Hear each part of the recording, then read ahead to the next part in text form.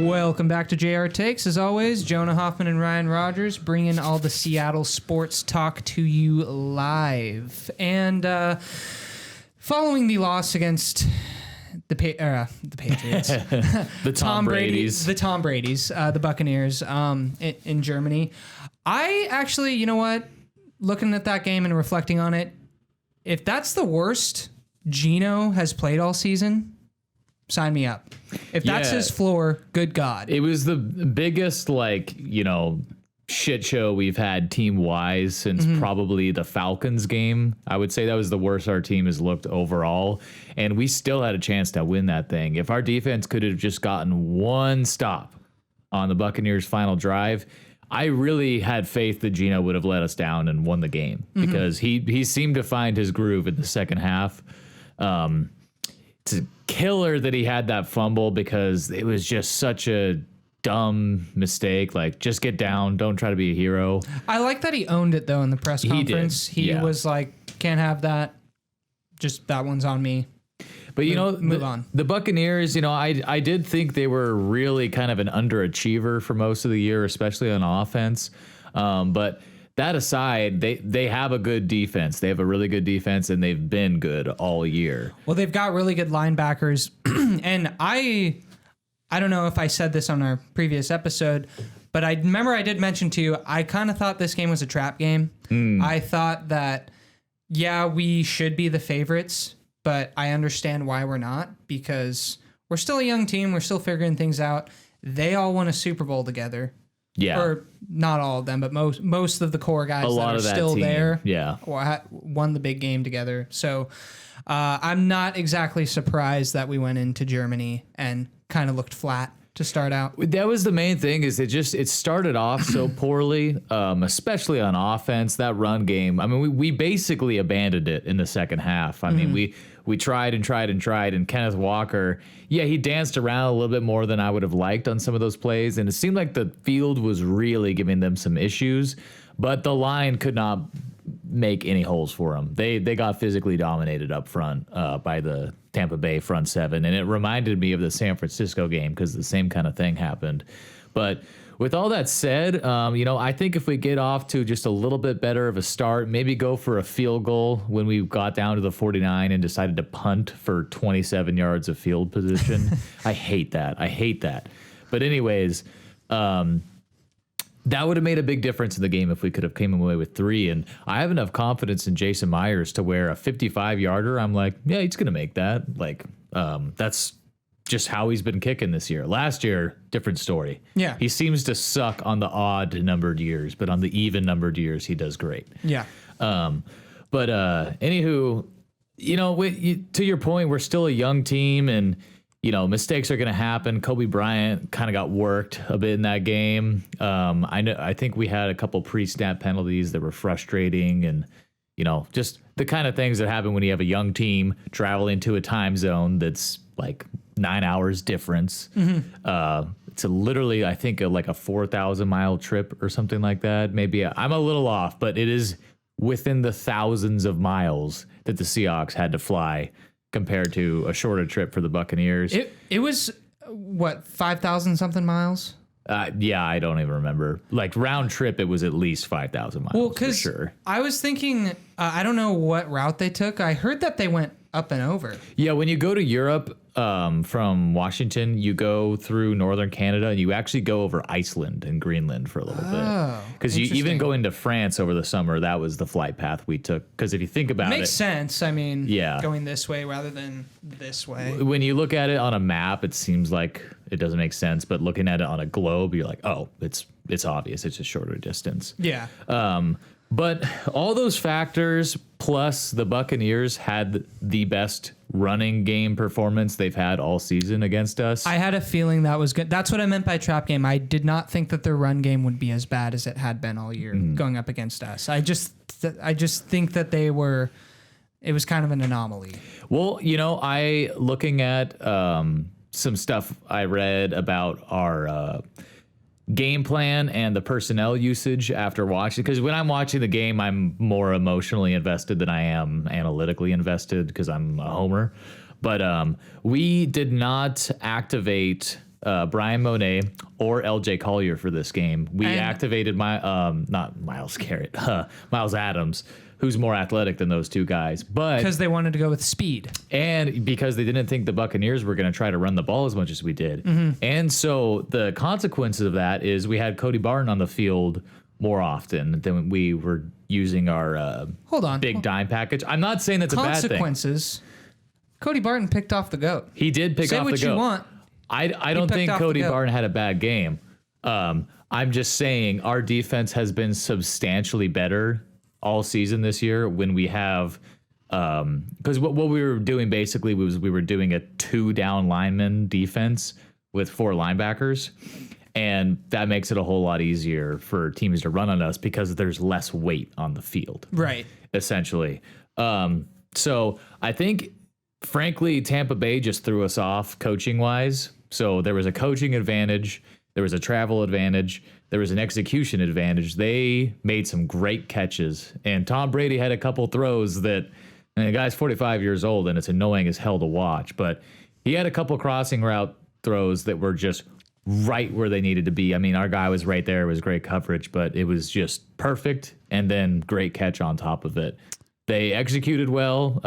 We still got 2 turnovers, and I was going to say my favorite play of the game was that Tariq Woolen interception. Because if you saw, I know you saw what I posted, but the Seahawks Instagram posted a still shot image of Tom Brady just pathetically laying on the ground and Tariq Woolen like leaping up what seemed like 6 feet in the air to catch this his ball. head is like at a basketball rim high.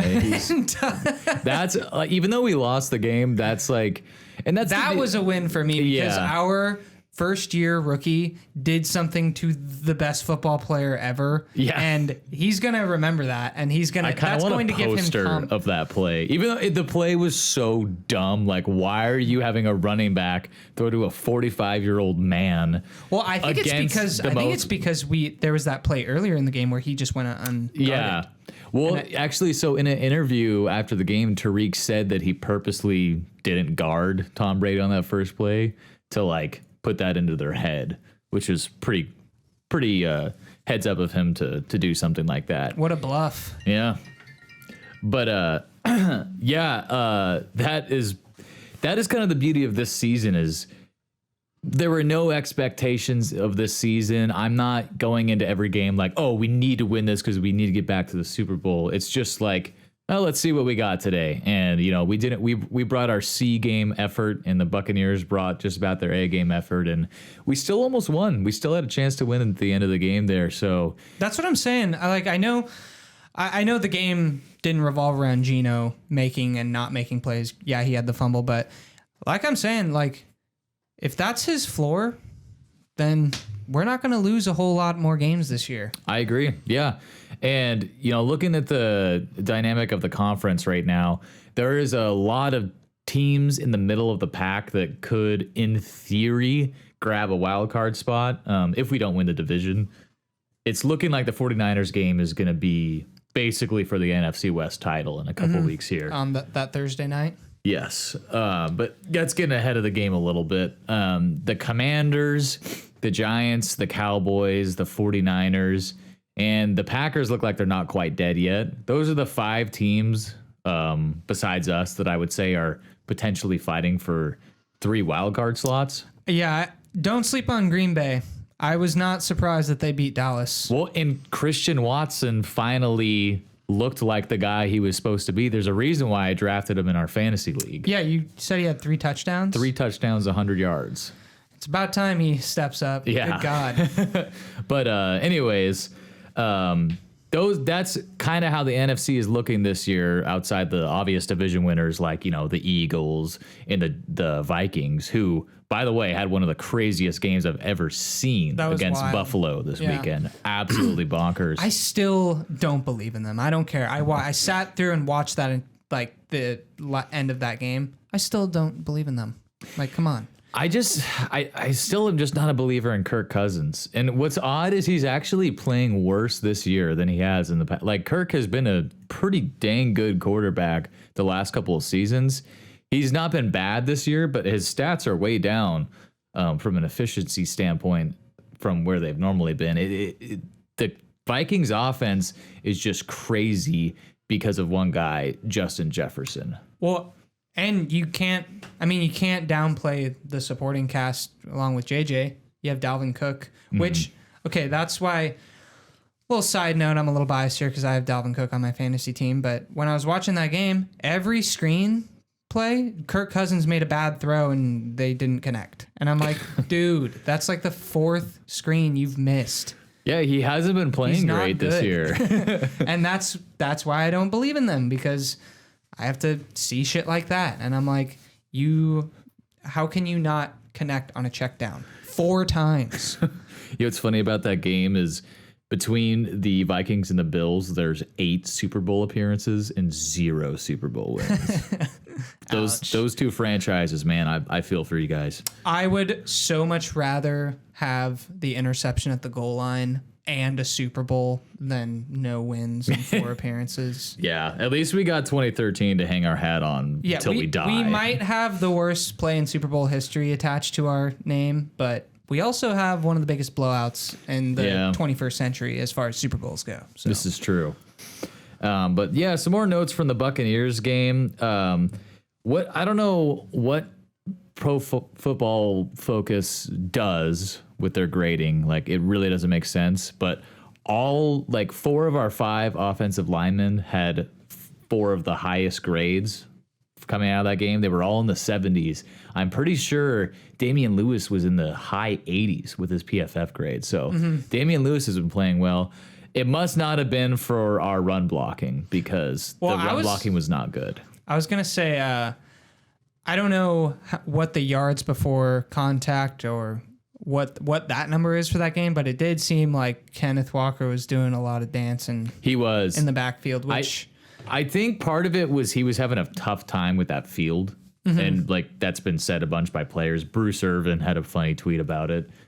I love that Bruce is back on the team, by the way. He's actually, did you see him getting fired up and getting in our defense's face? I like to see that on the sideline, because that tells me that they know that they can win this game and they're not playing up to what their standards should be. Well, and what we talked about on the last podcast was he has that history of, winning a Super Bowl, getting to another Super Bowl, being on an excellent Seattle team every year and winning a fuck ton of games.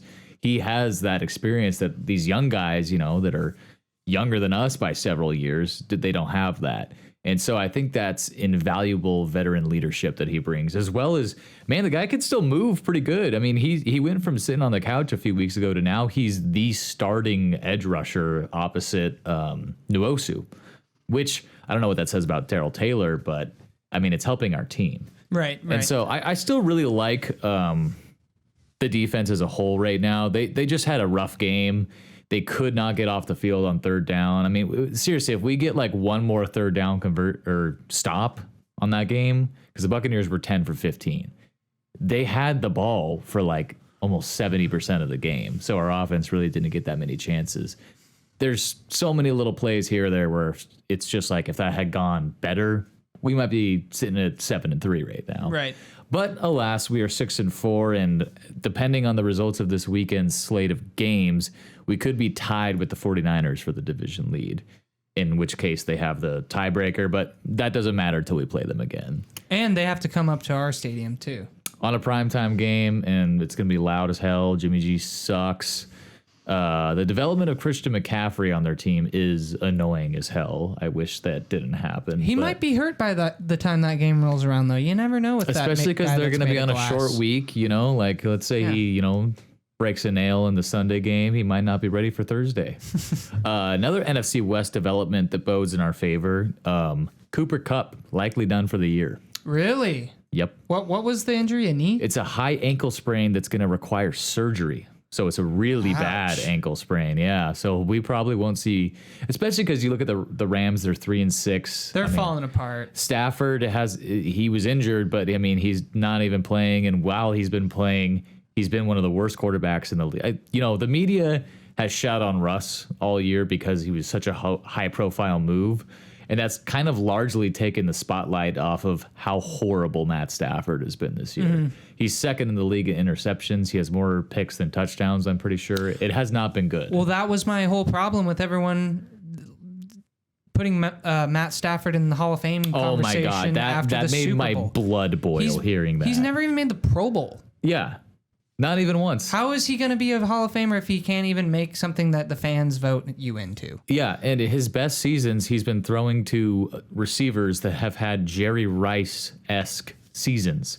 Calvin Johnson in 2014 or 16 or whenever that was, I don't remember. I think it might have been earlier than that, but through to the biggest physical freak of all time. I think it was the 2012 season, right? Because he was on the Madden 13 cover. Oh, yeah. That is correct. But then Cooper Kupp last year was an absolute revelation. He was open every single play. It was insane. And so basically Stafford was just spamming slant routes to him. But all that aside, the Rams just look like a mess. I mean, I feel for Bobby Wagner. He signed on with them thinking he was going to get one more chance at a run to the Super Bowl, and he's going to be on the couch in January. I'm not saying I'm like ha pointing at Bobby Wagner laughing at him, but I do get a little bit of pleasure knowing that he thought he was going to be ring chasing only to have a losing record and have us look dominant compared to them. Yeah. It's just something I did not expect. Like at the time when Bobby signed with them, I was like, I'm not looking forward to that Rams game. He's going to make us look really stupid. I mean, he's slow, granted, now. He's not the same. He's 32. Not the same speed he had back in 10 years ago, even 5 years ago. Yeah. But there was a drop off after 2018 with his speed for sure, but he's still like the best tackler in the league. He's still a top 5 linebacker even now in his current physical state. So yeah, but anyway, I just did not expect the narrative to be completely flipped by midway through the season. It's just very surprising to me. Yeah. The Rams and our next upcoming opponent, the Raiders, probably the Broncos too, I would say have been the most disappointing and surprising teams this year. The Rams, I mean, they just won a ring. They still have Aaron Donald, still have Cooper Kupp, still have Matt Stafford, all these key pieces. But I think what was left out of the narrative over the offseason was how many, like Whitworth retired. I think they lost some linebacker, like just some key players. That Robert Woods was really essential to their productivity on offense. And he has not been great for the Titans. He hasn't been doing anything. And Allen Robinson hasn't been doing anything as his replacement. I wonder how much OBJ meant to getting them over the hump. I gotta think not a lot, right? I mean, he did win. They won the Super Bowl with his help, and he's one of the only other main contributors I can throw to. But I think it's more of a vibes thing that I get from the Rams. Like I feel like the fire is just not there. Like it's it was hard last to season. keep it after you win. I mean, look at our team. We came so close to being the first team to repeat since the 2001, 2002 or 2003, 2004 Patriots. Or yeah, that's what I meant. Yeah. We were going to be the first team to do it since then, and here we are. Yeah. Here we are many years later, but so all this to say, I mean, the Cardinals are dead in the water. I don't even count them. They look like they're teetering off the cliff of Cliff Kings. I don't even know how he still has I didn't a mean to job. make that a pun, but Cliff Kingsbury's career. He shouldn't have a job. He's terrible. And Kyler Murray is just, his leadership skills are zero. Well, the new Call of Duty just came out, so he's no longer concerned with the NFL season. That's what's so great about having Kyler Murray as our opposition. There's going to be a new Call of Duty every year. So he can't be good after November. It's illegal.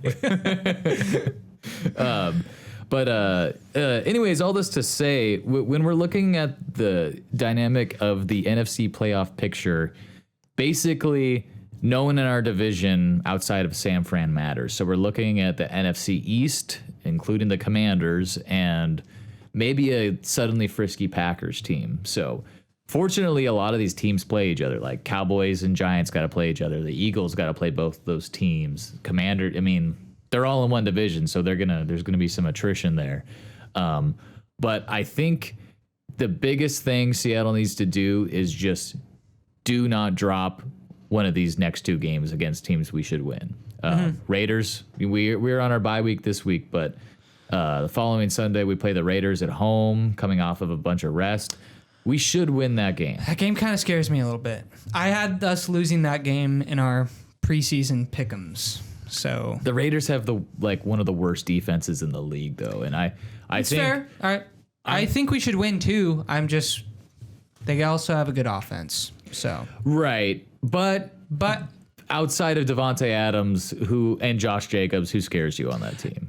I guess nobody, because they're all injured. Yeah, so that's what I mean. I mean, Derek Carr can sometimes play randomly really good. He's AFC Matt Stafford. Yeah. He's the same human, basically.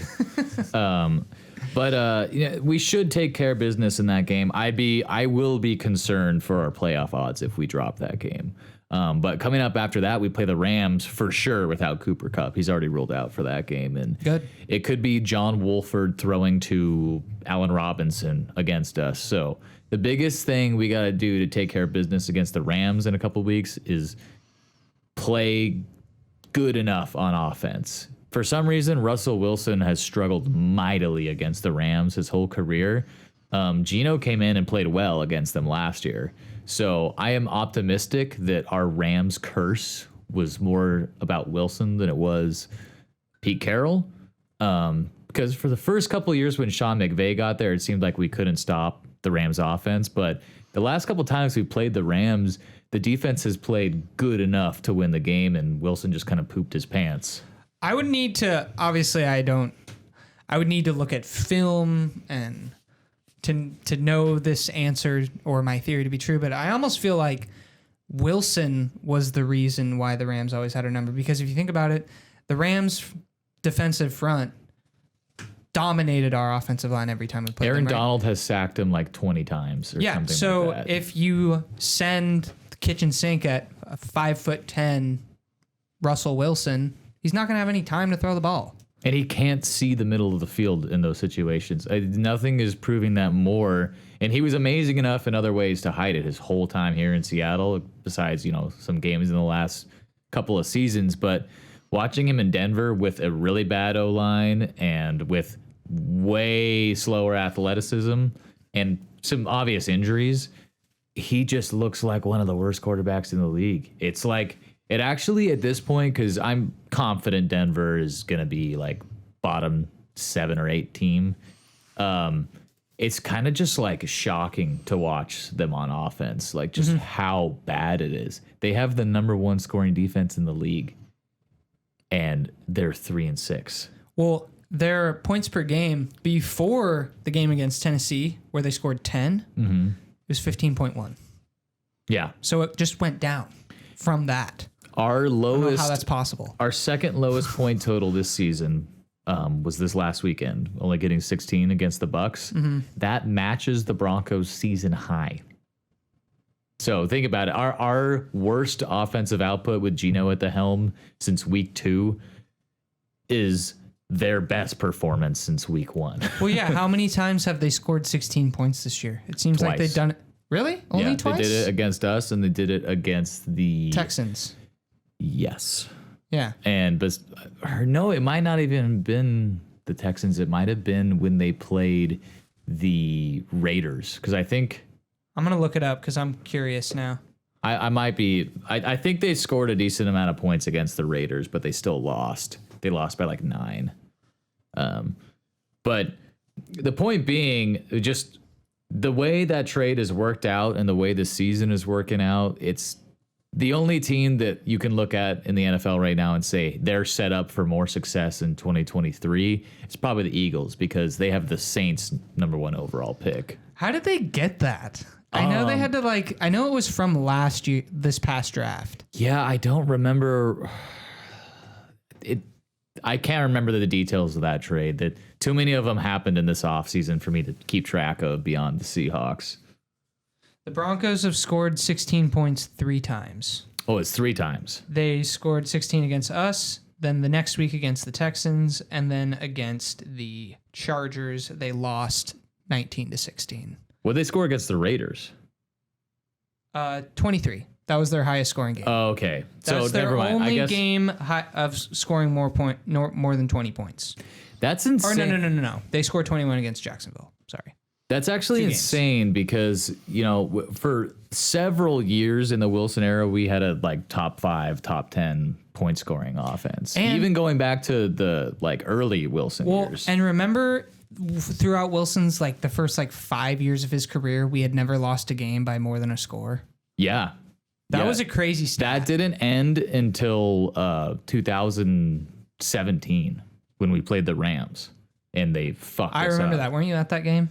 No, I was at a different Rams game where we got our ass kicked. Okay. I remember though that game, it was an embarrassment. Didn't we lose 40 something to? It was 42 to 12? 7. It was horrible. Yeah. Anyways, it's just been a fascinating, bizarre, weird NFL season, and I'm all for it. But I gotta get going here and sign off on this episode. But we got the bye week coming up.